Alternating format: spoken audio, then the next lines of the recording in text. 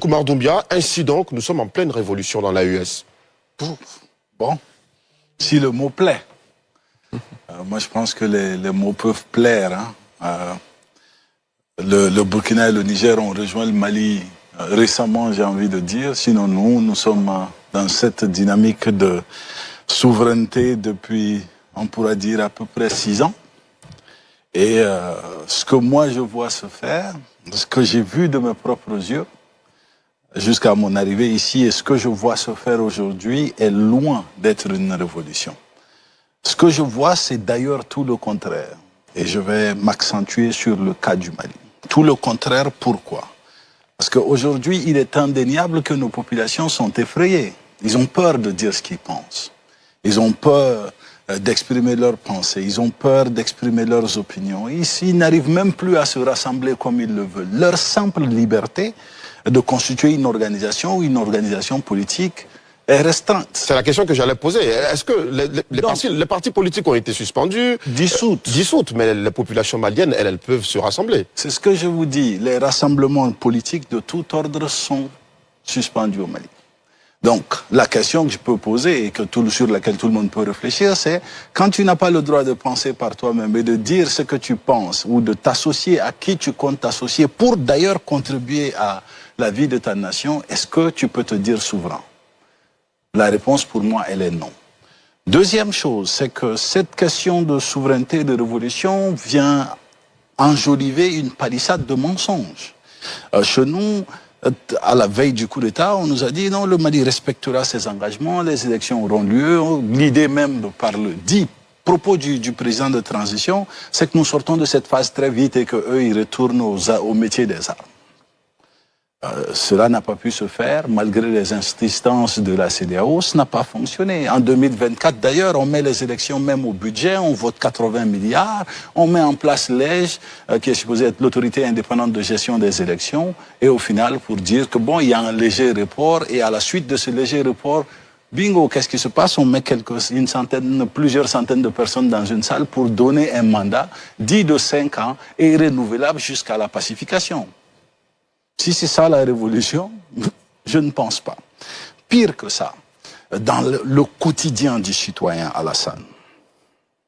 Aujourd'hui, j'ai vu des images en pleine capitale où le ministre de l'eau même est obligé de venir distribuer de l'eau en pleine capitale. Alassane, moi je suis né au Mali, j'y ai vécu 30 ans, je n'ai jamais vu ça. Que des gens fassent le rang en plein Bamako pour qu'une citerne vienne leur distribuer de l'eau. Parce qu'ils ont fait 15 jours sans eau potable. Dans des localités, 15 jours. Le pays connaît des difficultés, ça peut arriver. Alassane. En ce moment, en Côte d'Ivoire, malgré toutes nos installations, il y a des coupures intempestives d'électricité. Oui, que si ça arrive à la Côte d'Ivoire, c'est discutable. Mais quand ça arrive au Mali, on pourra dire autre chose. Pourquoi? Et je vais y arriver. Moi, par exemple, je n'ai jamais vécu 24 heures sans électricité au Mali. Ce n'est jamais arrivé, si ce n'est que sous cette transition, où les gens vont à 24 heures, 48 heures, des localités en pleine capitale, 5 jours sans électricité. J'ai été à Bamako en janvier, je pense que c'est vrai. Et là, si c'est ça la révolution, ok. Ensuite, pire pour ces populations, parce que bon, tu n'as plus d'eau potable ou tu l'as difficilement, tu n'as pas d'électricité ou tu l'as difficilement, le carburant qui te sert à bouger, tu n'as pas d'essence, tu n'as pas de gasoil. Chaque 2 semaines, il y a rupture, les gens sont obligés de faire le rang, de passer la nuit dans des stations. C'est ça une révolution? Mais absolument pas. Ensuite, pour la liberté de presse. Pour finir, oui. La liberté de presse, il faut qu'on le dise. Hein. Je pense à un Youssouf Bathily, Rasbach, à Tata Rose, je pense à Clément Dambélé, je pense à d'autres qui, comme moi-même d'ailleurs, sont coincés hors du pays parce qu'ils ont eu ne serait-ce que l'humanité nécessaire de dire que nous ne voulons pas que nos populations fassent le rang pour de l'eau, pour de l'électricité ou pour du carburant. Que nous pensons que le chemin qui est pris est un chemin qui va détruire les conditions de vie de nos populations. Et aujourd'hui, nos populations vivent le martyre. Le pays s'est transformé tout seul en une prison à ciel ouvert.